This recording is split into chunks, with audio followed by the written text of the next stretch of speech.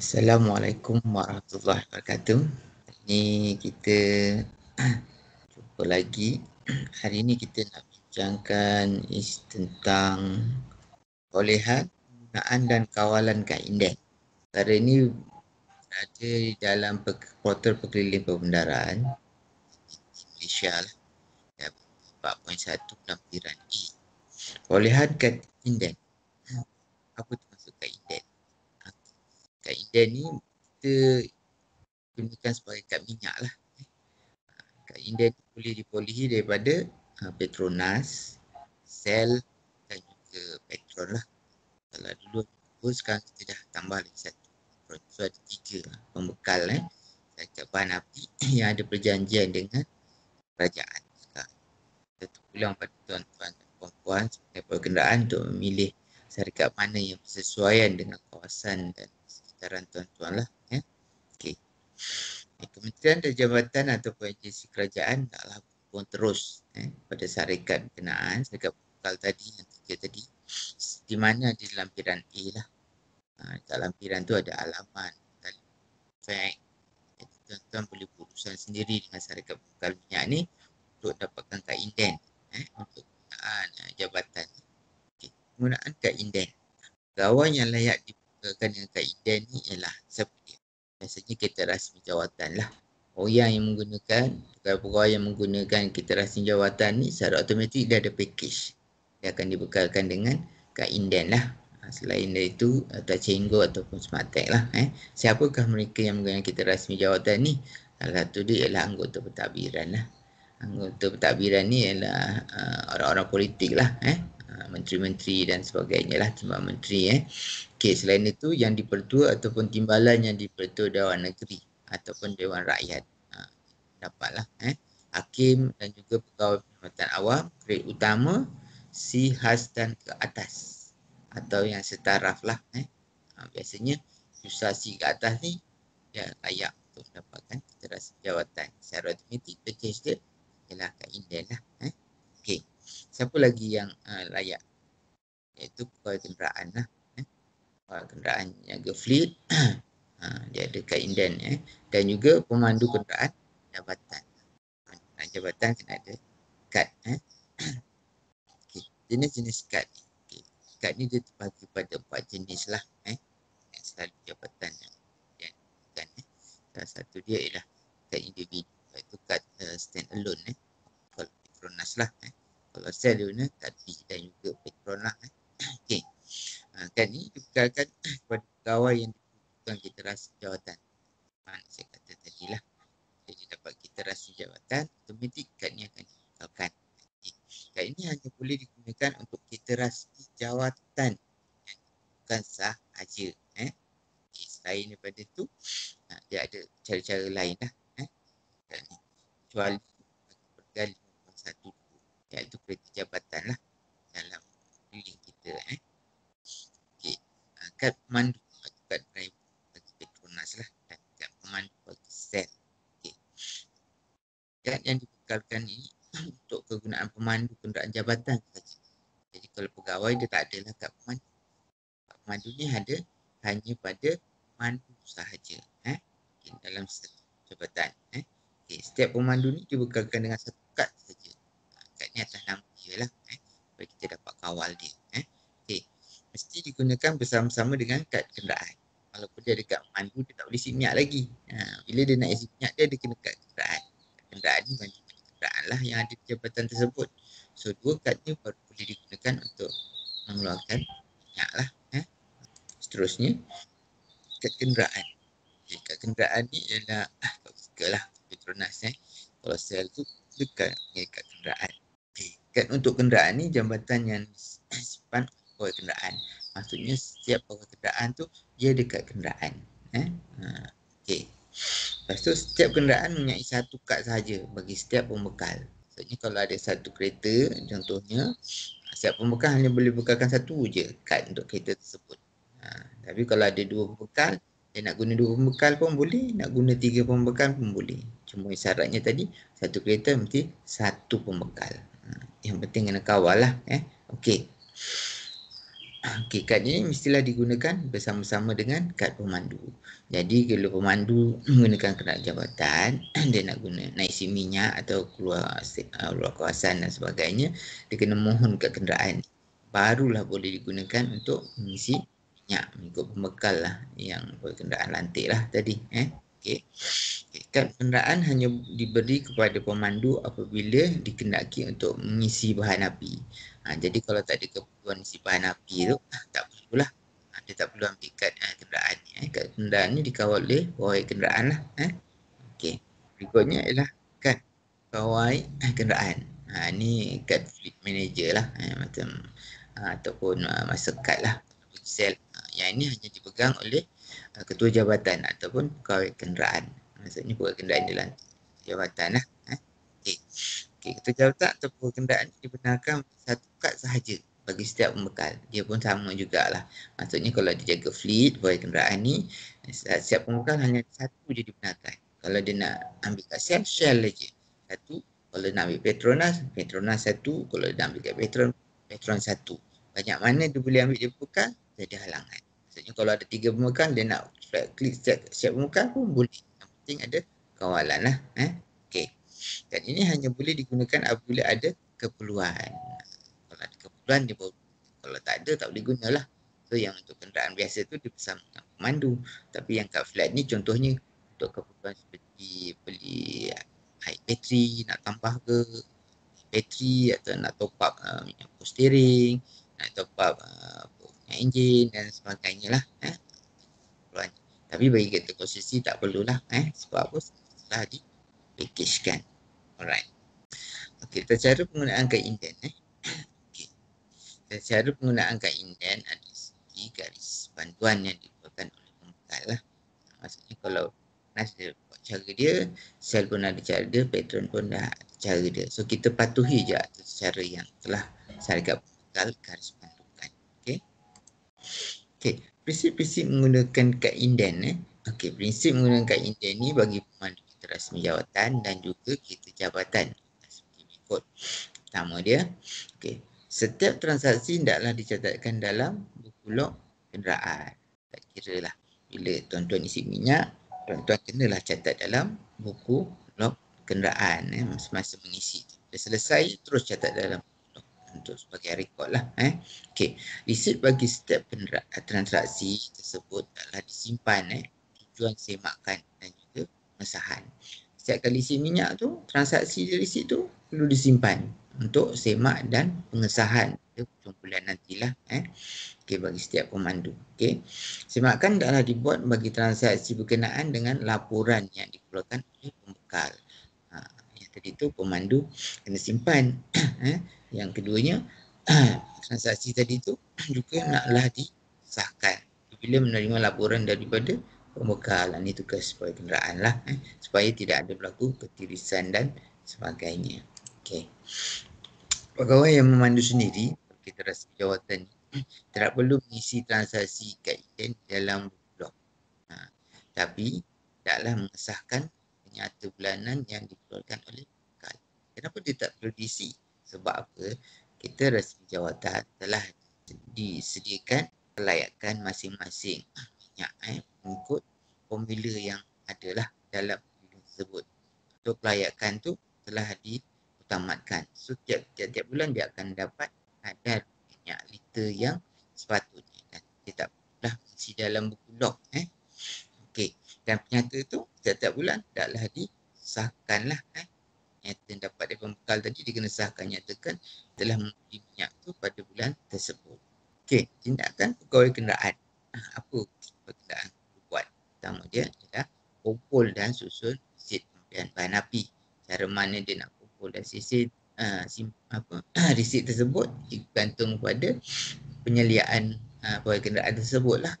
Sama ada dia nak bagi setiap minggu ke, setiap hari isi minyak ke, setiap bulan ke, untuk disimpan, direkod, untuk dikumpulkan, bergantung kepada penyeliaan masing-masing. Okey.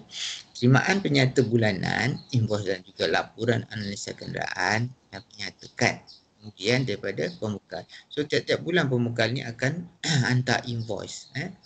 Daripada invoice yang dia dapat tadi, pegawai kenderaan kena buatlah analisa atas penyata tersebut. Sama ada pembelian tu betul ke tidak, memenuhi kehendak kita tidak, ataupun ada ketirisan dan sebagainya lah untuk dianalisa. Okey, edarkan kad penyata dan pembelian kepada pemegang kad individu untuk semakan dan pengesahan. Kad individu ni ialah mana? KRJ tadilah. Maksud pembelian dalam sebulan tu kita kena semak dan sahkan betul tak apa yang dibeli tadi. Betul isi minyak ke, tak ada nak beli burger ke, nasi lemak ke, NNR ke, tu salah. Okey. Dapatkan pengesahan ke atas penyata kad tadi dan pembelian dalam tempoh yang ditetapkan. Bila kita dah kumpul, kita dah sahkan, kita dah semak penyata tersebut. Okey. Semak invoice dan laporan analisa kenderaan dengan penyata kad tadi, pembelian telah disahkan tadi sekiranya betul. Sahkan invoice untuk proses pembayaran. Jadi kalau pembelian tu dah betul, sama dengan invoice yang beli, sama juga dengan penyata pembekal yang kita terima, tak ada berlaku penyelewengan dan sebagainya, barulah buat proses untuk pembayaran seterusnya. Okey. Apa lagi? Laporkan segera kepada pembekal jika ada kesilapan atau kehilangan resit ataupun rekod. Jangan diam je lah sebab ini wang kerajaan, wang rakyat. Mestilah direkodkan. Jadi kalau ada kesilapan tu kena perbaiki. Hubungi balik pada pembekal tersebut. Kalau ada kehilangan, okey, nyatakan kehilangan. Buat laporan apa yang sesuai atas tindakan tersebut. Okey. Kemudian semak penggunaan dan juga pembelian bahan api sama ada melebihi amount yang dibenarkan. Ini bagi kita rasmi jawatan lah. Kalau kelayakan di sebulan tu 100 liter untuk digunakan, so tiap-tiap bulan perkiraan kena semak lah. Kalau diguna kurang daripada situ tak ada masalah. Kalau diguna lebih daripada 100 liter, so lebihan tu tadi kena kutip balik. Sebab apa dah lebih daripada kelayakan beliau lah. Okey. Ketua jawatan taklah membuat kutipan bayaran balik daripada pegawai. Kalau jadi berlaku lah. Kalau bagaimanapun bagi penggunaan bahan api yang kurang daripada jumlah kelayakan setiap bulan, ada bayaran kan? Ada sebab amount kelayakan setiap bulan kalau tak habis, dia akan dia akan tahun baru angkuslah kalau tak digunakan. Jadi cara kiraan tu kena telitilah pada kenderaan. Nak pastikan ini lebih penggunaan ataupun dia lebih penggunaan tapi tempatkan lebih baik. Jika pemegang kad individu bertukar pejabat, ini yang pertukaran ni, bertukar pejabat dari tempat maklumkan bagi kerajaan bahan api tadi yang bertukar kepada pejabat baru. Sebab apa dia kena maklumkan? Sebab bila dia pindah pejabat baru, dia bila dah berubah. Sebab apa?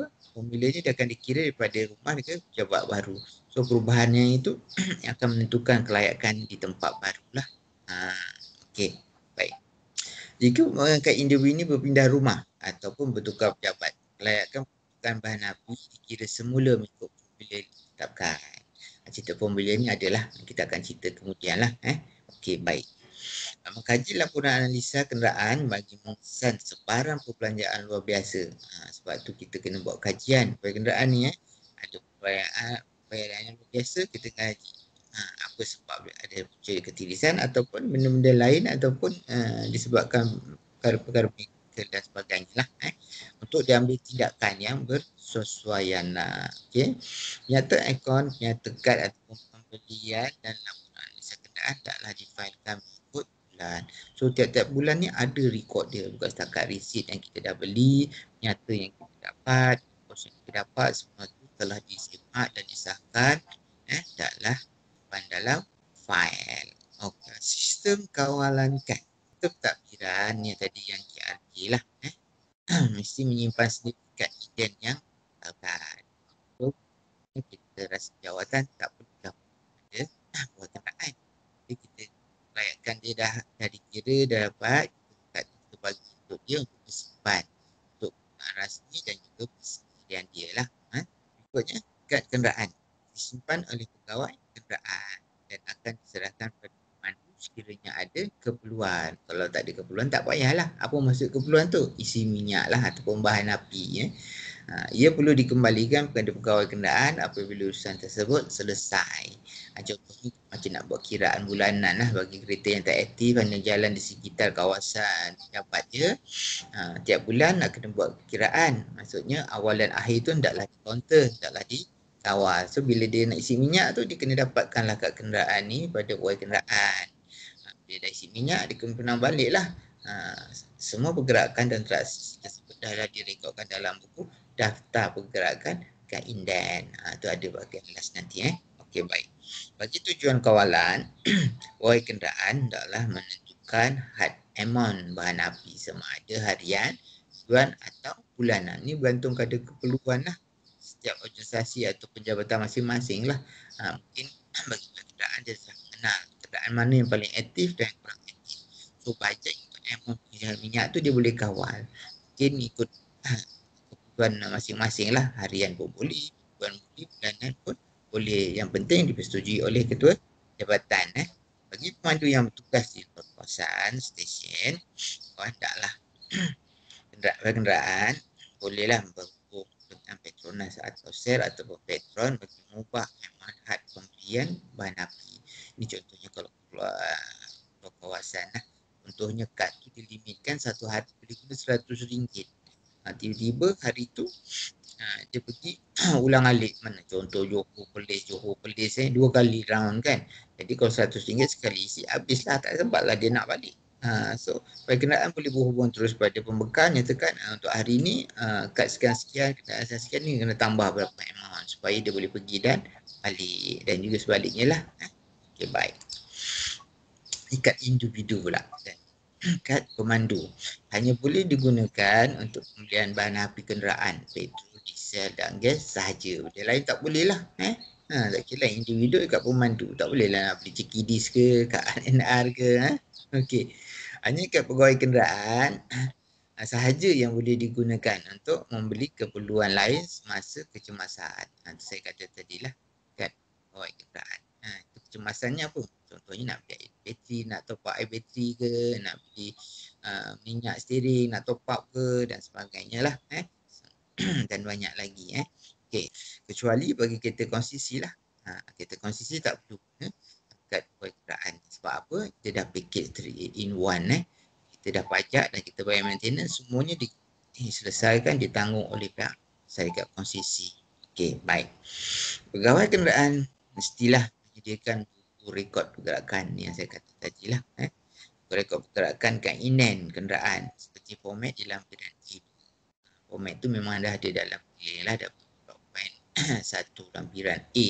Tuan-tuan boleh state ataupun cetak seperti mana contoh yang kita bagi untuk rekod pergerakan kat Inden baru masuk sebagai kawalan lah.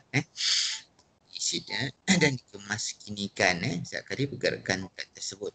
Jaga dengan baik dan diperiksa oleh ketua jabatan dari semasa ketua jabatan pun kena pantau lah ataupun pegawai kenderaan lah. So pergerakan tu supaya kita dapat ketahui supaya tidak berlaku ketirisan. Contohnya kalau kad dipegang oleh pemandu selamanya tanpa kawalan, kita tak tahu adakah digunakan untuk rasmi dan juga sebaliknya. Mungkin akan berlaku ketirisan dan sebagainya. Okey, baik.